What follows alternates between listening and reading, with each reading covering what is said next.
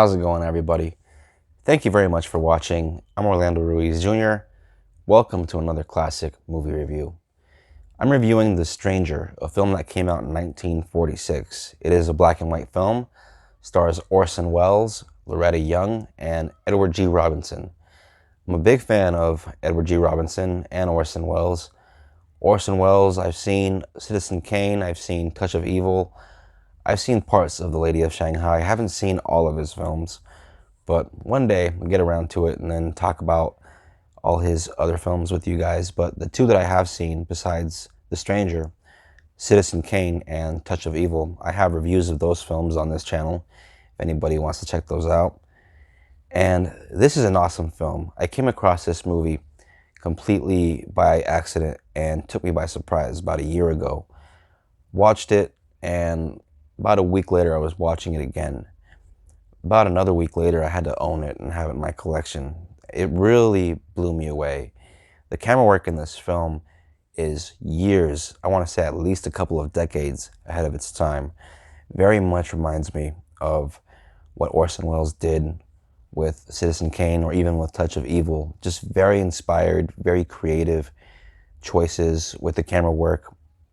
Such beautiful images involving silhouettes and shadows and light. The very kind of thing that made Citizen Kane so atmospheric. Just the very nature of that creativity that he brought to those other projects. It's all here in this film as well. And yeah, this is a very dark and engrossing thriller. It involves Orson Welles playing a man calling himself Charles Rankin. He is a man who has a very dark past and is posing as a school teacher in a small town. At the beginning of the film, he has just been married to Loretta Young, and I'm not very familiar with many films that she's in, but from what I've seen of her in this film, she gives a really excellent performance, and they, for the most part, feel like a couple that's, in that honeymoon phase, and it doesn't last very long because something happens that sort of brings all of this to a close pretty quickly. The whole movie just kind of flies by once Edward G. Robinson arrives in town after following a stranger into town who disappears after giving Edward G. Robinson the slip. And Edward G. Robinson plays a detective in this film who's following this stranger, and this stranger is looking for the Orson Welles character. And when the stranger shows up dead and nowhere to be found once the detective catches up and ends up in the town, things get very interesting, and he slowly starts to piece everything together. This is a hard one to talk about because there are lots of little surprises throughout the film. So like I'm always saying, I want to just give everyone enough information, but don't want to spoil anything that will ruin any big surprises. I do want to mention that our character of Charles Rankin is a suspected former Nazi and supposed to be sort of a high-ranking member of the Nazi Party. And so, yeah, it's dealing with very dark subject matter. This movie has a tension that builds, especially towards the third act, in a final scene that is quite memorable and sort of lingers for a little bit.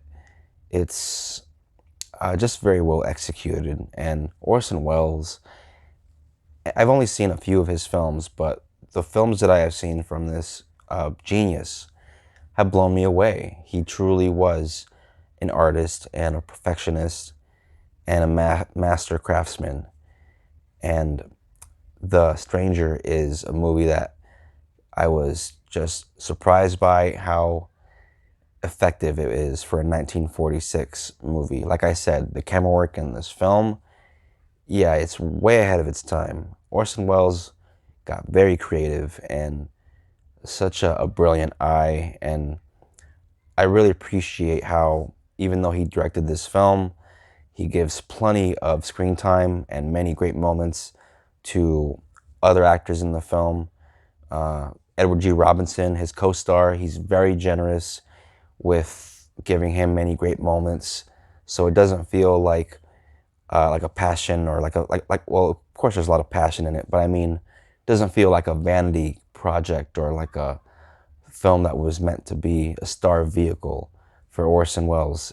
It really does feel like he gave the other actors their room to shine, and this is just a very fun, exciting thriller, a nice little cat and mouse game between Edward G. Robinson and Orson Welles. The two of them are really great in the scenes that they have with each other, and you can feel the tension when Edward G. Robinson is starting to close in, and on our character Charles Rankin, who Orson Welles is playing later on, he does start to feel the, like I say, walls closing in, and you can also see Orson he does not have any problem in how he depicts his characters. Even if he's the director of the film, he will play these really flawed and sometimes downright evil people. And the character that he played in Touch of Evil was definitely very flawed. He was a bigot, he was a racist, and he was a corrupt fit cop. So yeah, there was definitely a villain there, and here he's definitely showing shades of that kind of person, a very dark and disturbed person, and he's very, very good at it. Orson Welles, I can't give him enough credit for his ability as an actor, and of course as a storyteller. It is remarkable. He was an amazing director, and he was also a great actor, and this movie is so much fun to watch. Like I said, it is a very exciting thriller, so if any of that makes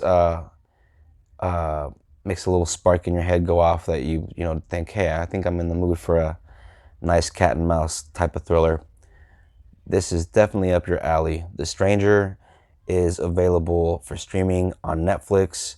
At least it was last time I saw it. And then I noticed it pop up here and there on, I think I saw it on Vudu. But, these movies do get taken off of the streaming services from time to time. So it's important to get the hard copies, especially when they're movies this old. These Blu-rays to me are like gold. So yeah, there's Edward G. Robinson, Loretta Young in the middle, the great Orson Welles. This is an awesome flick. 1946, The Stranger, great time. Definitely a 4-star film, and very, very entertaining.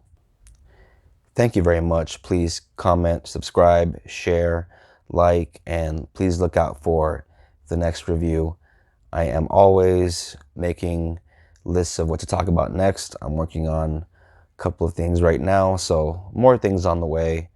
And I'm also toying with a top 10 greatest Bruce Willis films of all time, with the recent news that he has decided to step away from acting due to an illness that is preventing him from giving us the best performance that he can possibly give us. So definitely a sad thing, and I think that's definitely down the pike, so look out for that.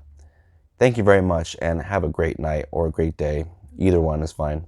Appreciate you, and peace out.